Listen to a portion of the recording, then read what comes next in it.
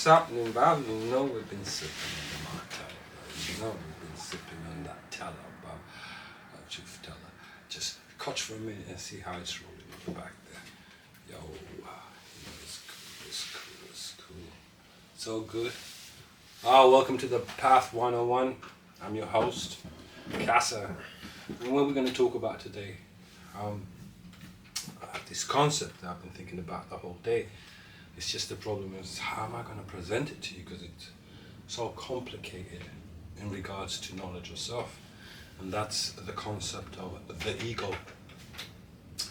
Something I make a reference to in regards to the ego. Sigmund Freud, when he mentions that humanity has like 3 levels of the ego. We have the, what did he mention?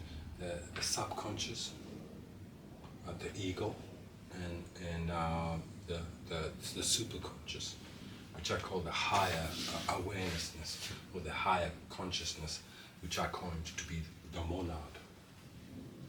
So this ego, what is it? What is this thing that we call the ego? It's a form of consciousness. But like I was saying, I think it comes from the monad, the higher consciousness, as Sigmund Freud says. We've got 3 aspects of consciousness. So it comes from the higher consciousness. And it's like just reasoning with it, and how did it come into being? What is it? You know, this is when I started reasoning with myself in regards to my ego, after experiencing that, okay, wait, I'm just an ego observing the reality for what it is. So the ego is like I would say like a cell division, a cell divided into 2 cells. So imagine consciousness dividing itself into 2 aspects of itself. Who's made a reference to this? Where have you ever seen this before? If you've ever seen Dr. Manhattan, he makes copies of himself. If you ever watched the gods of Egypt, who's this god? Thoth, he makes copies of himself. So let's say that our consciousness is able to make copies of itself, which become this ego consciousness that are going to experience 3-dimensional realities. Let's just take that for an example, that how we create another aspect of ourselves in a dream, and that aspect of ourselves in a dream has a consciousness, just like you participate in a dream and you could see yourself running around and has a consciousness running about in that dream. So let's just take it into a deeper fractals and say that the ego that we have today is similar to what happens in the dream. We're attaining from a higher aspect of ourselves. So my reasoning is the ego now today, we've attained it from a higher aspect of who we are, and that aspect does not come from the universe. Okay, back to the ego that we understand today. It's in the physical body. It uses the physical body to relate to matter. 3-dimensional relationships with matter, 3-dimensional relationships with other human beings, 3-dimensional relationships with nature. And then there's the relationship, there's the abstract relationship between ego and ideas or concepts. How about that one? We can take it even deeper. This aspect of consciousness can delve into creating concepts and having ideas and creating stories out of an ego. So the deeper we reason with the ego, I tend to find out that, okay, me, the ego that's participating in this 3-dimensional, what is my purpose? What is the reason I now exist here? And then I ask myself the question, where did I come from? If I'm just an aspect of consciousness. So for me, now I go back to what am I doing here? I'm relating with matter. Through matter, I become in knowledge of self. Through me being in the physical body, which is part of matter, I'm becoming in knowledge of self. So if we just look at the human being from the beginning he's born, did he have an ego at the moment of birth? That's another question. Did we, this ego that we have today, right now I have today, is it the one I had at the moment of birth? I don't believe so. I believe I developed this ego after a particular age. Let's say when I started realizing, oh, my name is this. I started identifying myself with this body. That's when the ego that enters the body and starts saying, I, mine, me. Do you know, I'm sure I've had a child before and I have noticed how it grew. The ego of a 3-year-old, 4-year-old is not the same ego as of a 12-year-old. They change. You could see this with yourself. Your ego's developed. Even from the ego of a 25-year-old is totally different from an ego of a 15-year-old. So in this evolutionary physical progression that we're in, it appears it's all about development of the ego from my standpoint of view. But that's my concept. It's all about development of the ego. Even right now, we're in an intellectual materialistic society. It's all about development of the ego. The more you learn about a particular subject in regards to materialism, the more money you attain, a better lifestyle. So that's developing the ego. Everywhere we look around is all, something to do with the mind. And if the ego is not our original consciousness and we're just using it to participate in a three-dimensional reality, then what? Imagine our original consciousness. Sometimes I think that original consciousness is not designed for maybe universal experiences yet. Because the ego has to go through that cosmic evolution before the man can participate fully in this universal cosmic experience. Because man is dreaming it at the moment. And I'm sure man wants to exist in it. But it is kind of cosmic evolution processes. So I'm reasoning that maybe the ego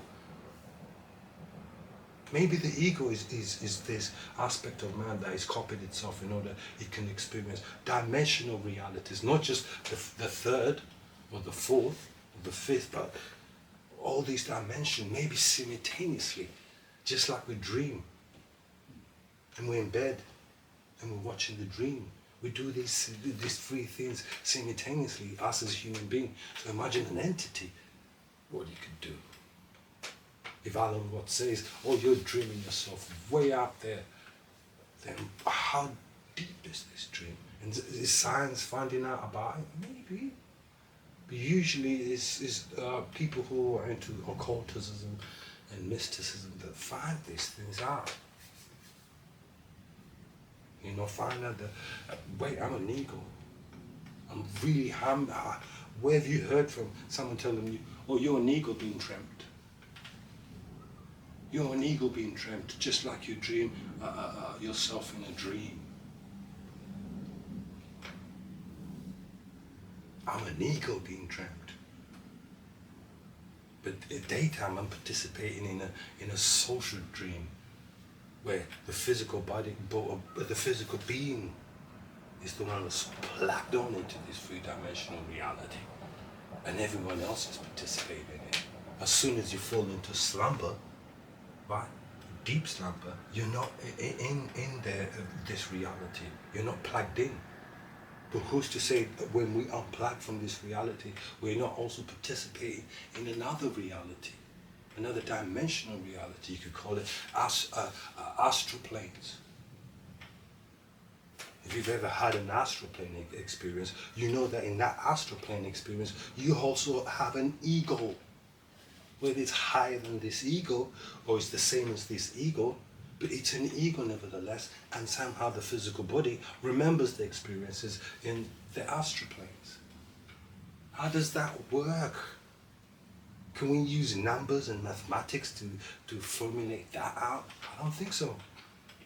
It's like where science is how can I say, banished to venture into. But only the human higher psyche can do that. Only the part of the human being that can separate itself from the human being can experience these astrophysical realities. And then the human body remembers it. We're separated. Somehow the ego can be separated from the physical body and still have experiential dynamics, near-death experiences. Somehow the ego can be separated from the physical body and it still experiences realities. That's some deep stuff, similar to dreams. It's like the dream it's like we've held on to dreams in order we could remind ourselves of what the fuck's going on. Maybe the higher self has held on to that. Or maybe it's a hide and seek game that we're playing on ourselves. Like, in the daytime I see reality. At night I'm playing this hide and seek game that I'm looking at the dreams, but I don't know the observer of the dreams. Maybe that's the challenge as well when we slumber in darkness and participate in a dream.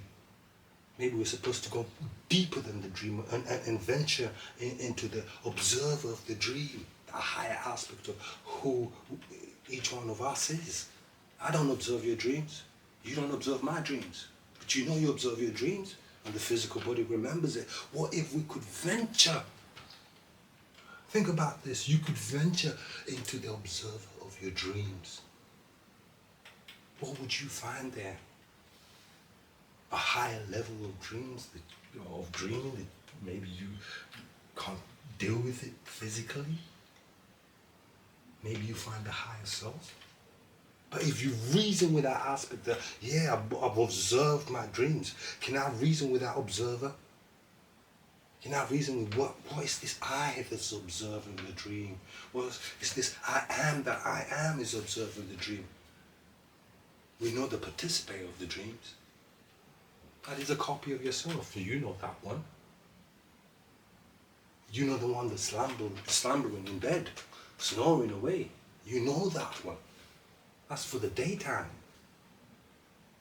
You know the one in the dreams. What about the observer? What about the observer? That's where we dig deeper into the rabbit holes of thyself. And no one else can do that for you. Only you could do this. Only you could observe your dreams. Only you can study your ego and develop it and say that's not right. That's not that. I could do better. I could, Only you could study what you did yesterday in order to better that. No one else could do that. And that's the path of this three-dimensional reality that we are in. To every day better ourselves, especially our psyche. Not just your physical body, because I believe when I become one of the dearly departed, inevitably when I leave this body, I'm going to leave this physical body on planet Earth. It's going to go into the ground. Anyone else who's taken the physical body with them? The special people in the Bible. But physically, we don't know anyone that's taken their physical body up into afterlife. We don't. We know that physical body enters into a casket and is put in the ground. Or it's burned. You know what happens to the physical body. But the ego, the development of the ego is what continues. That aspect of you that experiences dreams, astral bodies, and all weirdness. That is what lives on. And that can merge with the soul and have these afterlife experiences of the soul. That ego can merge with the higher self, the monad. It can even merge and with the I am that I am that's observing the dreams. It can merge with the spirit self.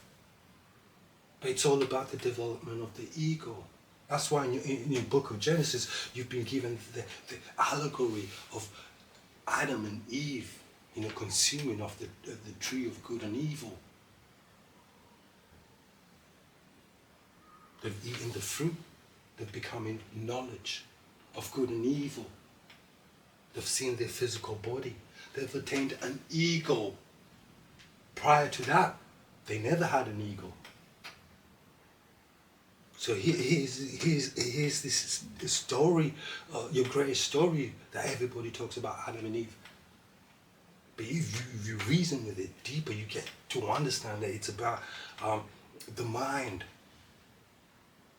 the transformation of the mind, the transformation of who they were into something else. And that transformation allowed the ego to be. You're going to go out there and sweat off, you're going to eat off the sweat of your brow. The woman's going to be after the man, crave the man. This is the ego that we have today. So if that never happened, we reason with it metaphysically, if that never happened, if they never ate the tree of good and evil, they would never become like the gods, knowing good and evil, experiencing what it is to be an individual, individualism, experiencing what it is to make choices, experiencing what it is to die, death. For if you eat off the tree of good and evil, you shall surely die. So prior to that, there was no death. There was no death. You can't have an ego. You can't have an ego. We need death.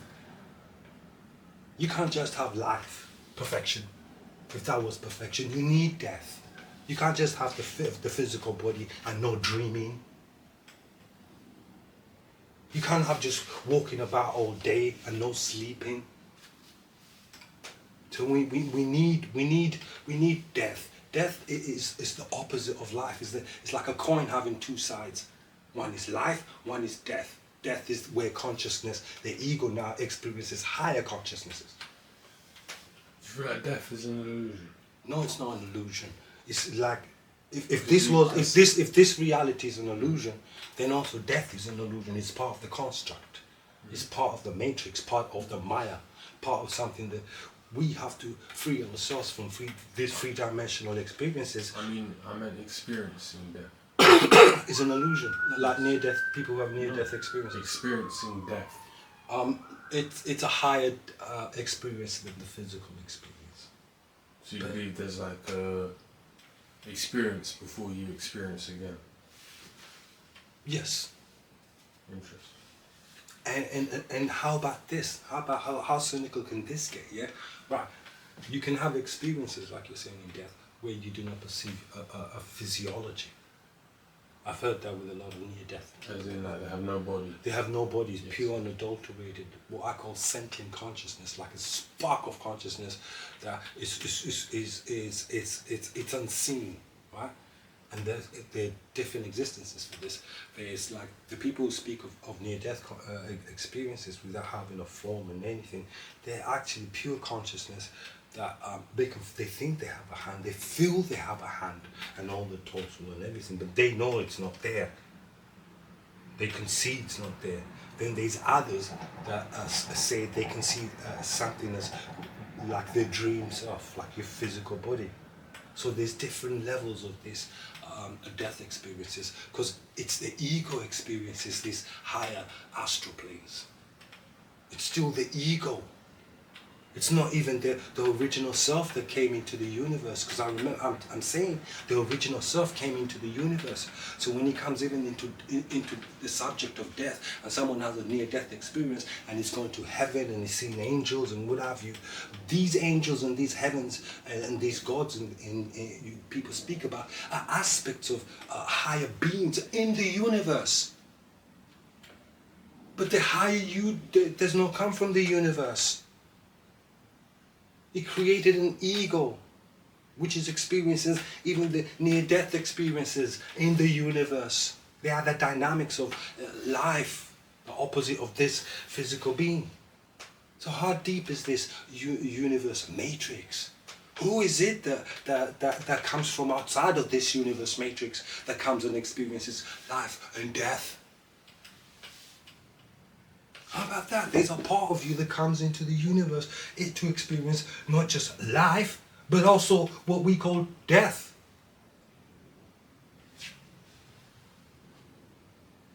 It's going to experience what it is to be a human being in a human life. It's going to experience what it is to experience death and become a soul and experience the soul dimensions, because that aspect of the self, the higher aspect of the self, does not come from the universe. A soul is in the universe, belongs to the universe. The physical body is in the universe, belongs to the universe. See, but the true self doesn't, the entity self, entities, there's higher entities and higher spirits that do not come from the universe. They can pop in and take on experiences, or they can pop in and not take on experiences and be of their form. Meaning they're not going to corporealize into either a human body or an alien body or an animal body. They're not going to have that experience. They're still going to remain with the aspect that they have. But those aspects are so powerful, they can pop into fourth dimension, fifth dimension, sixth dimension, any dimensions. Because they don't come from dimensions or space-times. They don't come from aspects like that. Them realms are so advanced that they could think of an image and it just bam, manifestates in their hand or a building, whatever they want. You know, you've seen concepts like this in Star Trek, the Qs. He can do whatever the fuck he wants in the universe. Destroy a planet, bring it back. Stop the spaceship, bring it back. Delete someone, bring it back. The Q, it just in the theory of Star Trek, it's like a powerful god, but he tells you like, oh, there's loads of us. And look how they portray him as a star, ping, and then he comes into being, portray himself as a human being. The way they come from, those type of entities, and are higher, way advanced than human beings. If we were to see them, or if they were to come down, because they're able to come down here, we would say they're gods. They're mentioned in the Bible, we call them gods. All these higher entities and spiritual forms that are well advanced than us, they're mentioned in the Bible, and we all go God. They're all coined as God. God this, God that, God this. Everything is God. The deepest aspect of God in the Bible is the Word. In the beginning was the Word, and the Word was God. Just like in the beginning of you in the morning is the Word. Before you even open your eye, you got all thoughts and words just running through. And then thoughts and words run through our head like crazy. What is it? Is it the ego reasoning with the soul? Is it intruding thoughts? Intruding into the physical body?